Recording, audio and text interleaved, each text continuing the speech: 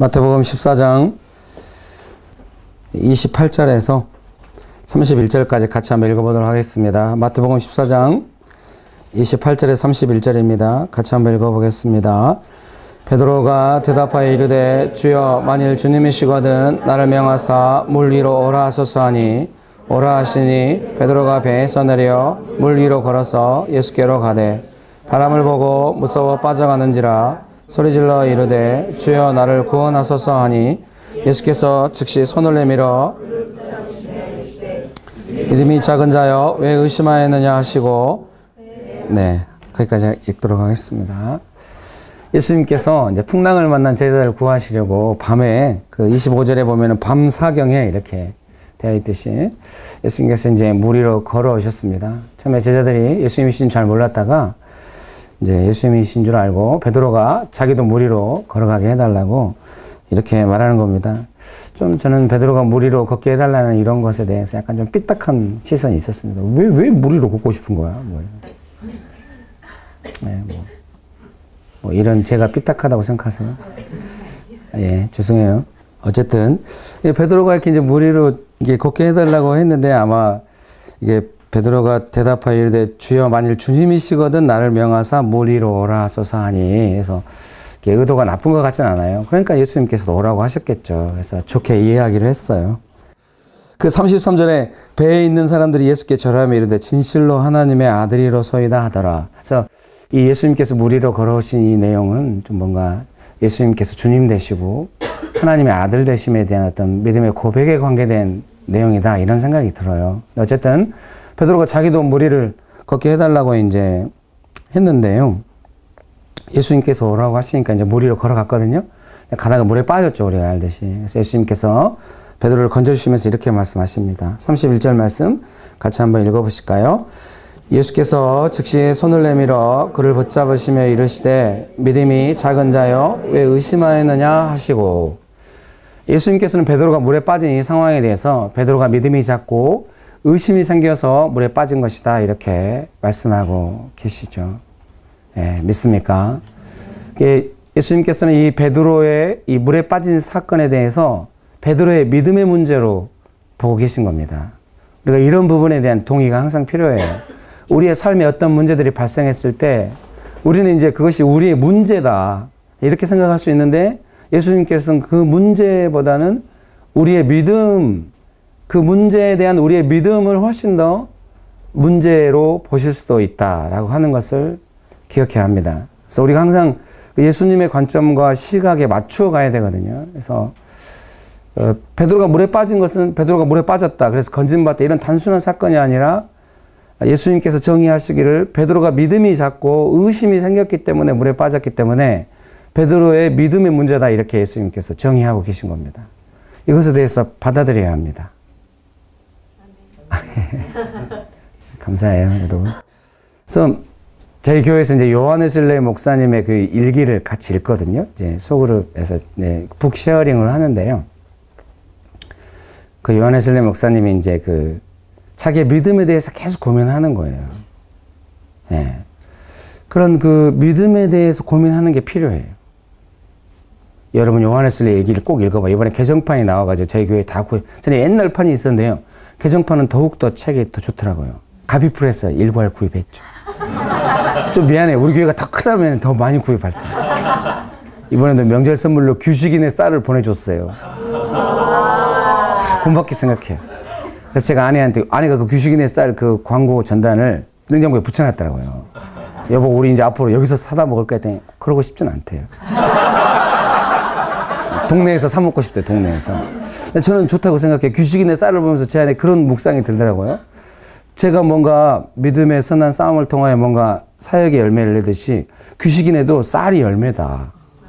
예, 그러니까 제가 이제 저는 믿음의 선한 싸움 끝에 책을 내서 가피풀을 통하여 팔고 싶듯이 누군가는 쌀을 팔고 싶겠죠. 똑같은 거죠. 다. 농사 지어서. 이번에 책이 잘 돼야 할 텐데. 감사해요. 요한웨슬레 목사님의 그 일기를 읽는데요. 계속 자기 믿음에 대해서 직접적으로 고민하게 된 계기는 이제 영국에서 미국으로 왔다 갔다 해야 되니까 배를 타고 왔다 갔다 하잖아요. 그 배 타고 갈 때 이제 풍랑이 올 때마다 생명의 위협을 느낄 때마다 너무너무 이제 고통을 겪으면서 요한 웨슬리 목사님은 그것을 궁극적으로 뭘로 이해하냐면은 내가 믿음이 너무 연약하다 이렇게 이해를 하거든요. 그러니까 제가 볼 때는 요한 웨슬리 목사님은 그 믿음에 대한 깊은 고민은 하나님께서 주신 고민이다 이런 생각이 들어요. 하나님께서 사랑하시는 사람들에게는 계속 그런 영적인 어떤 고통과 투쟁 또 고민들 이런 것을 허락하시지 않는가. 그래서 여러분 안에 뭔가 영적으로 질문이 있고 의문이 있고 뭔가 고생이 있을 때 그래서 너무 쉽게 해결하려고 하지 말고 좀 뭔가 요한 웨슬리 목사님이 그 믿음에 대한 깨달음이 결국 좀 인류의 역사의 방향을 좀 새롭게 하는, 물론 영국의 역사도 새롭게 하지만은 대표적으로 마틴 루터 목사님의 어떤 믿음에 대한 깨달음이 개신교의 출발이 된 것처럼 어떤 우리 각자의 어떤 그런 믿음의 투쟁들은 하나님께서 주신 것이고 또 의미가 있다 이런 생각이 듭니다. 이게 풍랑을 만날 때 그것을 믿음의 문제로 이해하기 좀 어렵거든요. 그냥 요한 웨슬리 목사님의 일기에 보면 자세히 그 풍랑에 대한 설명이 있거든요. 막 아우 진짜 읽기만 해도 좀 무서운 것 같아요. 저도 이제 파도를 몇 번 만나봤는데요. 어려서 막 물에 빠지기도 하고 바닷물에 큰 배에서 작은 배로 옮겨 타다가 물에 빠졌어요. 어머니랑 같이. 좀 이렇게 파도를 벌레 무서워하는데요. 근데 이제 요한 웨슬리 목사님 계속 그 파도가 올 때마다 자기가 그걸 너무너무 두려워하는 자기 자신에 대해서 좀 자기의 믿음의 문제로 여러분께서도 뭔가 두려워하는 것들이 있죠? 예. 그런 것들을 다 믿음의 문제로 볼 수 있어야 하겠어요. 예. 왜 저것이 나를 두렵게 할까? 저 일이 없었으면 좋겠다. 이렇게만 생각하지 말고 나는 왜 이 문제에 있어서 이렇게 두려워만 하고 믿음으로 반응하지 못하고 믿음으로 이 문제를 풀어가지 못할까? 이렇게 좀 자기 믿음의 문제로 좀 볼 필요가 있겠습니다. 근데 참 놀라운 것은 어떤 삶의 문제들이 믿음으로 그 문제를 정확하게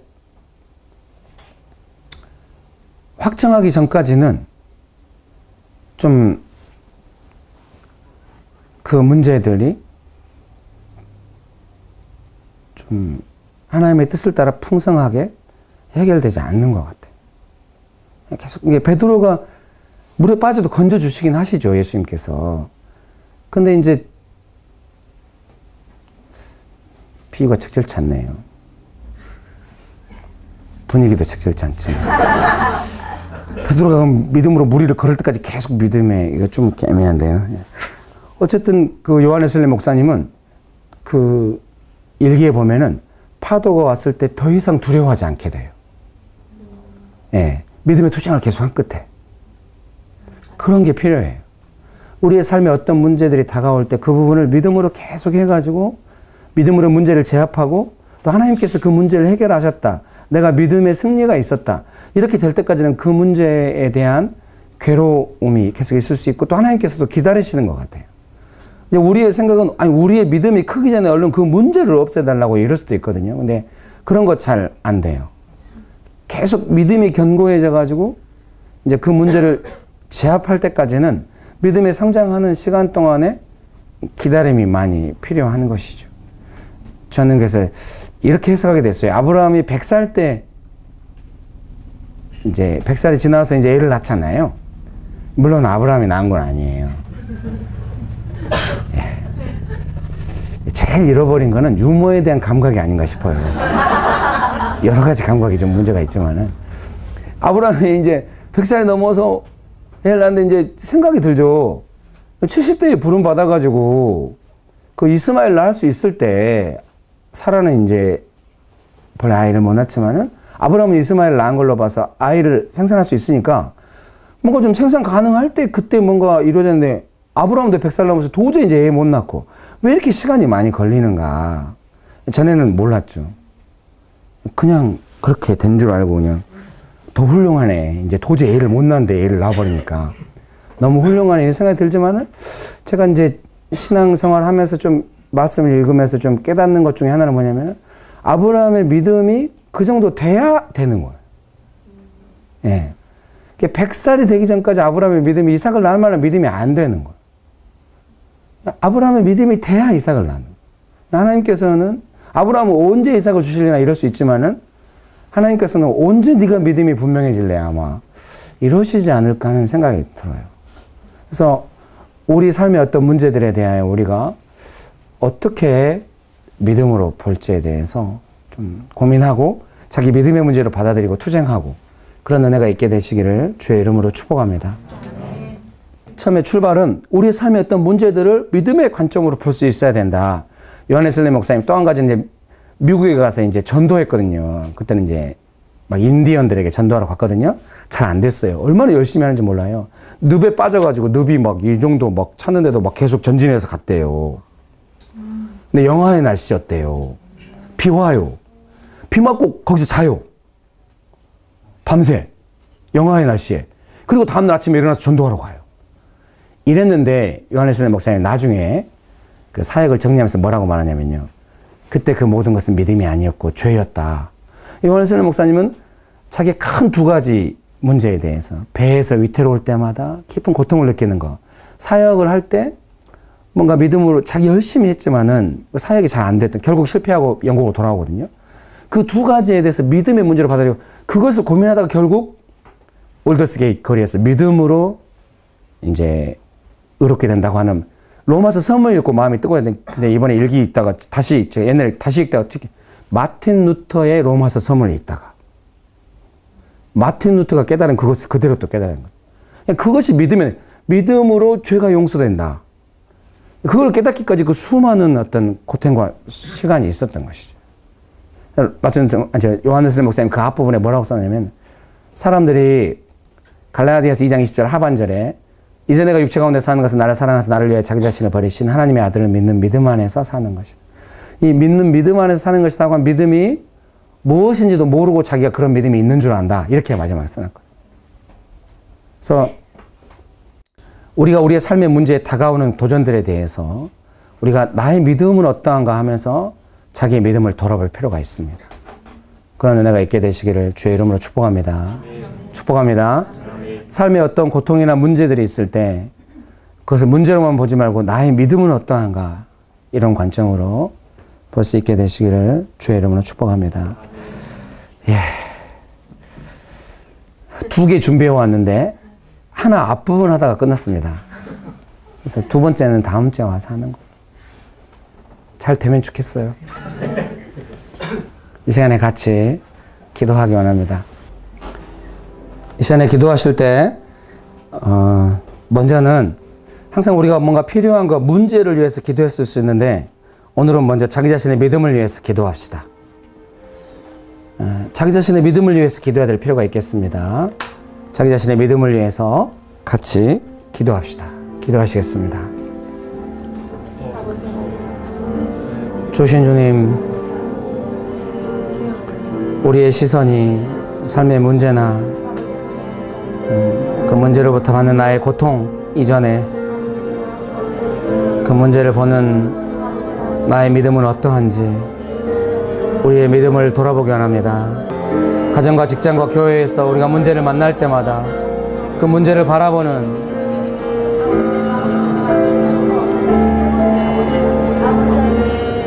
나의 믿음이 어떠한지 믿음을 돌아보기 원합니다. 작든 크든 문제가 발생할 때마다 먼저 나의 믿음에 대한 관점이 생기도록 성령이여 우리의 심령을 흔들어 주시고 우리의 마음을 만져주시고 주님 우리의 믿음을 새롭게 하여 주시옵소서. 성령이여 우리의 믿음을 새롭게 하여 주옵소서.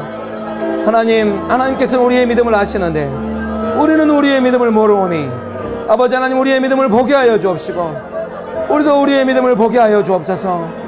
우리 자신의 믿음을 알게 하여 주옵소서. 주여 먼저 우리의 믿음을 보게 하여 주옵소서. 주님 이 시간에 자기 삶에 어떤 문제가 있는데 그 문제를 내가 지금 믿음으로 어떻게 해야 되는지 믿음으로 봐야 되는지도 잘 몰랐고 믿음으로 어떻게 풀어가야 되는지 구체적으로 나는 아직 모르고 있다. 그런다면은 이 시간에 믿음으로 이 문제를 어떻게 풀어갈지 성령이 인도하여 주시고 예수님이 가르쳐 주시도록 후회해 주시고 꾸짖지 않겠다고 하신 예수님의 약속을 믿읍시다. 이 시간에 주님 제가 믿음으로 이 문제들을 풀어가는 것에 대해서 연단되고 훈련되며 믿음으로 문제를 풀어갈 수 있도록 저를 가르쳐 주시고 인도해 달라고 계속해서 기도하시겠습니다.